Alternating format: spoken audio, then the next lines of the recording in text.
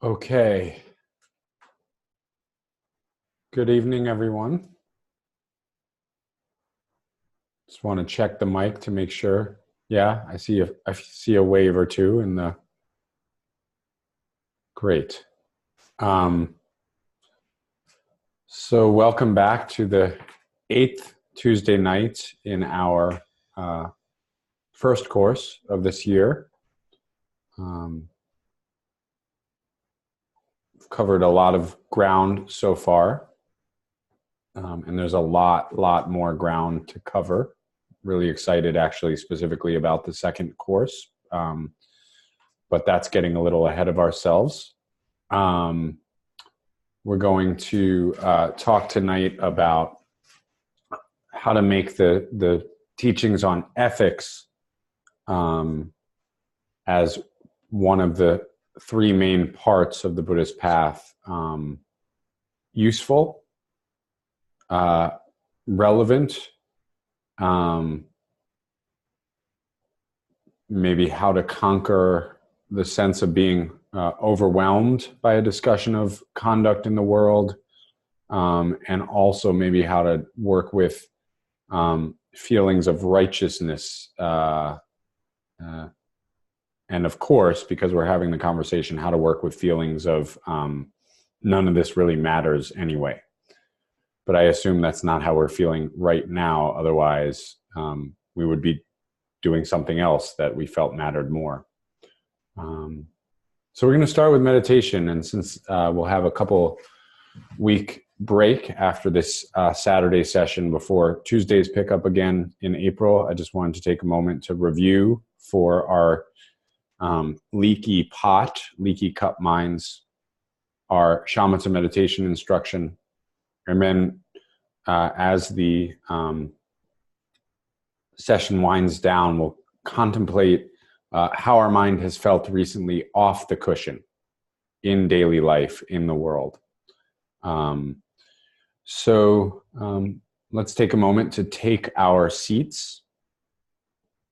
And if you're already fully in your seat, then that is an attitudinal taking of the seat.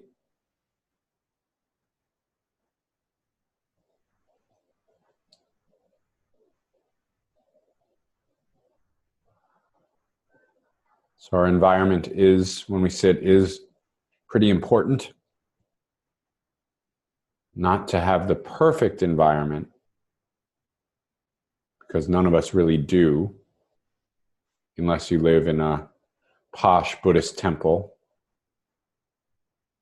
Most of us have imperfect environments, but we can take a moment to enter it and take our seat within a feeling of, okay, this is my spot.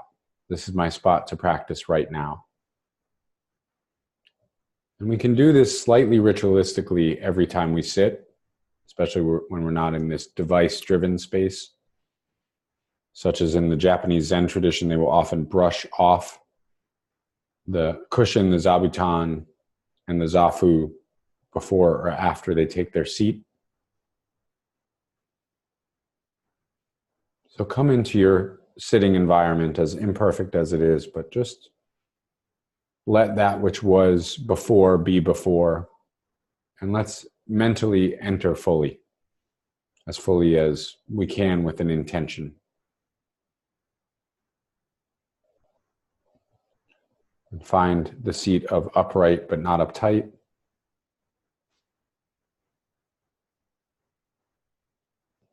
Perhaps you make one or two postural adjustments, like finding a way to gently press more into your sits bones and see how that maybe naturally lengthens the spine slightly. Or perhaps it's playing with the chin to find this place where the weight of the skull on the atlas of the spine feels lessened.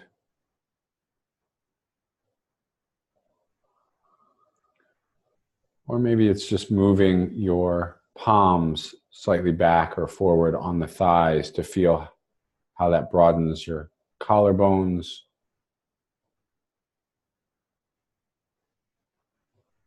Shifts your elbows and shoulders slightly.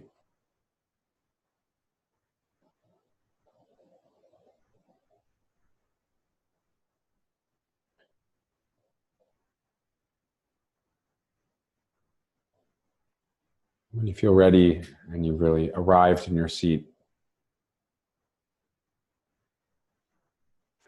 not that you won't move, because it's very important to adjust when we need to for pain or discomfort, but just have a feeling of really arriving. I can be here.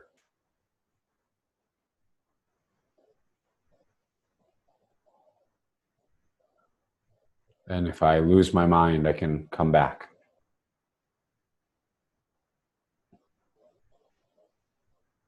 And then let's check in. Check in with your mind as it is right now.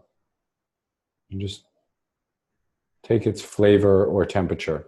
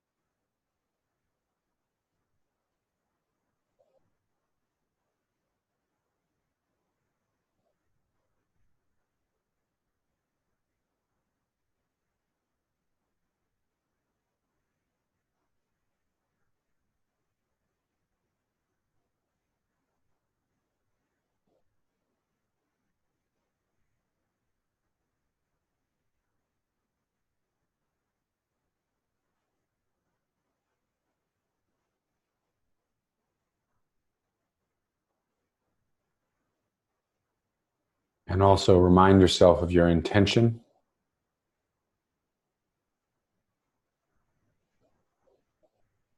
Feel this longing to keep returning to the crucial point being awareness as a warm but non-attached space for thoughts, emotions, and perceptions.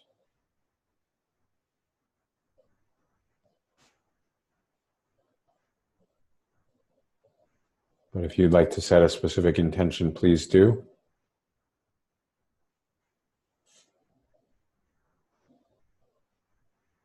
And when we hear the bell ring, we can start to apply our mind to the body breathing. Both are easeful. The breath is easeful, and the way mindfulness is applied is easeful but intentional. It has a direction.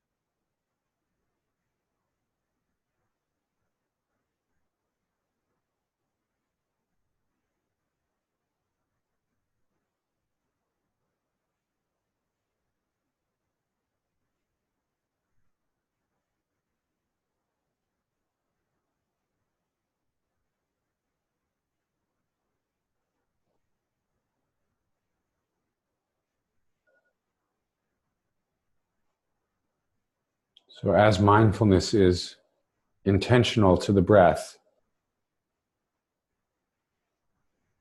there's also this loving awareness going on. And that's the real rub of shamatha practices. How to simultaneously let ourselves be completely as we are, but also to have an aim, which is gathering to the body breathing.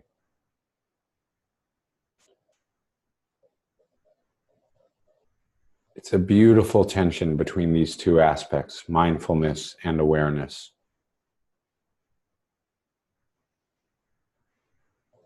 But if you have to choose one, let be. And if you notice you're lost, there can just be a gentle moment of reapplication. Find the breath for that one moment and then let be again.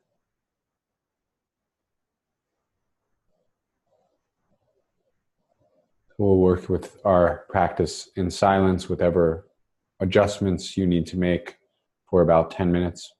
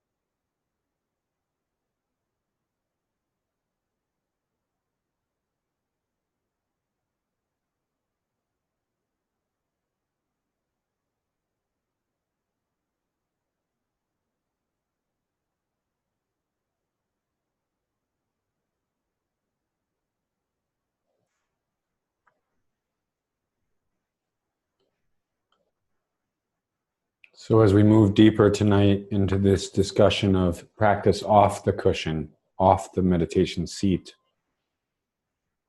I just want us to take a few moments to reflect on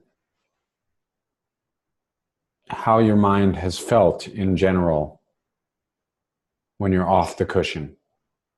Maybe just today, when you're going about your day,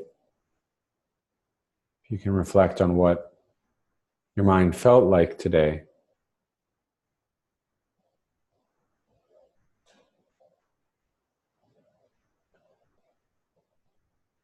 And also what activities you were engaged in.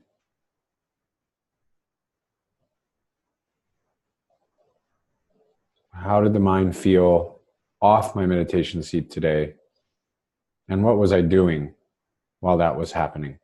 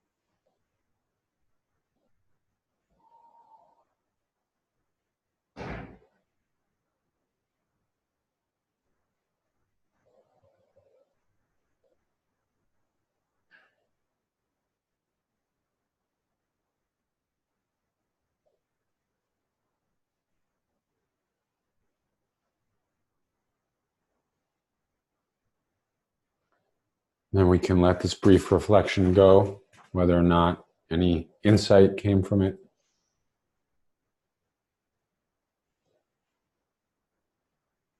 And as a way of honoring showing up to your practice once again, if you'd like to close with a bow when the bell rings, please feel free.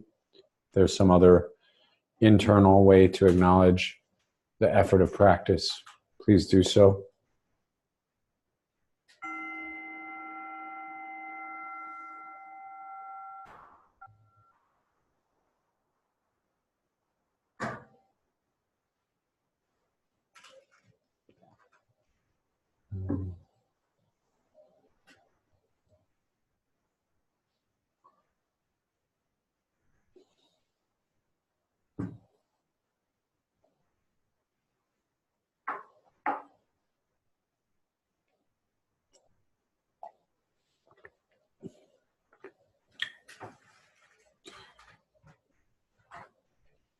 So this discussion of conduct, some guidelines for how to make choices off the meditation seat, felt like a good way to end this first cycle of teachings, which is really arranged around teachings that are about the personal experience of the meditator, of the person on the path of awakening, before we try to figure out ourselves in relationship, or before we try to help others, per se. And certainly before we try to participate or create a world or a communal situation that feels awake. So that's what we're working on. And so a lot of these teachings come from early Buddhism, from what's called the Pali Canon originally.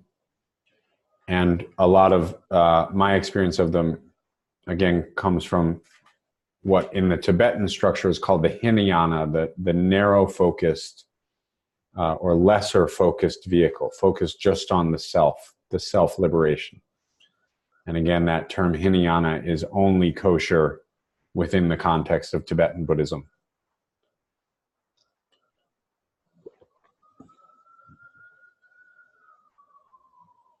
So it's kind of interesting because when we get into this idea of how we conduct ourselves, how we make choices, I mean, let's be honest, it can feel a little bit invasive, right? There's, I think that's part of the reason that, you know, some teachers say that the Buddhist teachings on meditation specifically have been sort of hyper-focused on to the detriment of the complete path. And some people say it's because in a modern consumeristic, individualistic society, nobody really wants to talk about ethics, right?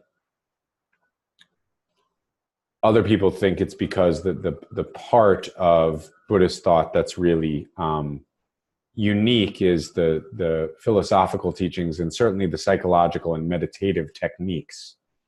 So that's why, for example, the Shambhala centers have been called the Shambhala Meditation Center, right? They're not called the Shambhala Center of Buddhist or Enlightened Ethics.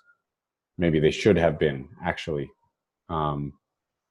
But it's a little less sexy from a psychological or spiritual standpoint.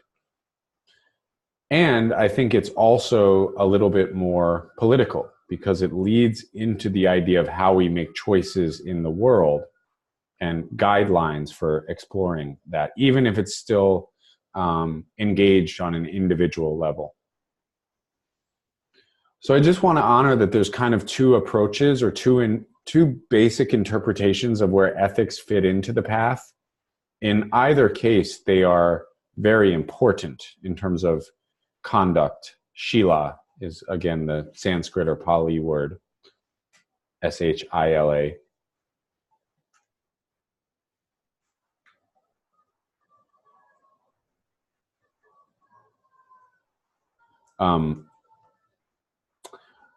The first, if you look, and this is some of the interpretations coming straight out of the linearity of the Eightfold Path.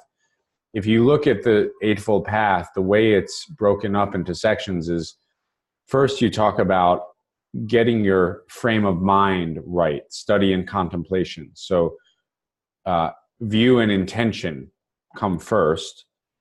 Then comes ethics, the choices that you make in the world, speech, livelihood, conduct, and then comes meditation. So one interpretation of the Eightfold Path is it's like climbing the stairs, and the study and ethics are preparatory. They are in support of meditation getting deeper and deeper, right? So I think the more simplistic interpretation of ethics in Buddhism is that ethics, it's all about meditation and it's all about meditative insight, and ethics is how you reduce the harm you cause and reduce your tendency to create more turbulence in your own state of mind so that you can enter the meditative state with clear view and more positive karma and gain insight into the nature of non-self and the nature of reality more quickly, right? So ethics, in a sense, is just kind of how the meditator keeps their house clean from this perspective, or cleans up their house. Now, there is something, I think, to be said about ethics or about conduct as a kind of harm reduction, like making sure that we don't make any of the big mistakes that could create quite a lot of confused experience and could make our insight into awakening harder. and maybe you've heard this. I have a lot of friends who've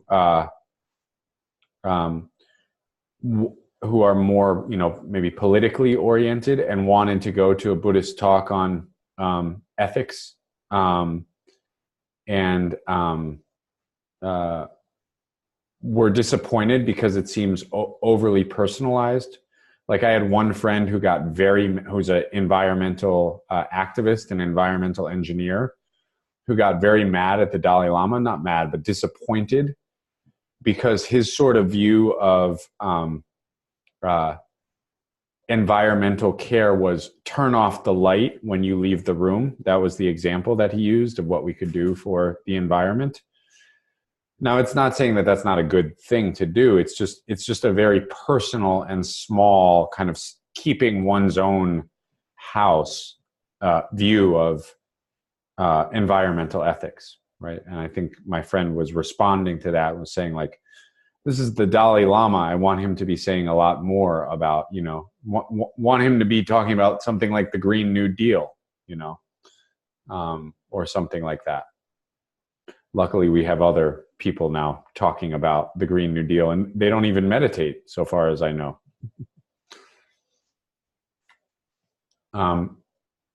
So there's one view of this, and this harm reduction view also goes along with some things you hear in the Tibetan system of like, what we're really trying to develop in this body of teachings at this point along the path is just an attitude of renouncing our addictive, obsessive approach to samsaric states of mind and samsaric states of being in the world. So all we have to focus on is knowing what to say no to so that we stop generating negative karma and prepare ourselves for greater insight. So this sort of harm reduction or renunciation of some personal samsaric cycles is one common view in both some of the insight traditions and many of the Tibetan systems. If you get into what Zen teachers say and what the insight teachers I really connect with say, and what some of the Tibetan masters I really connect with say, looking at ethics as just a personal harm reduction practice is, it's not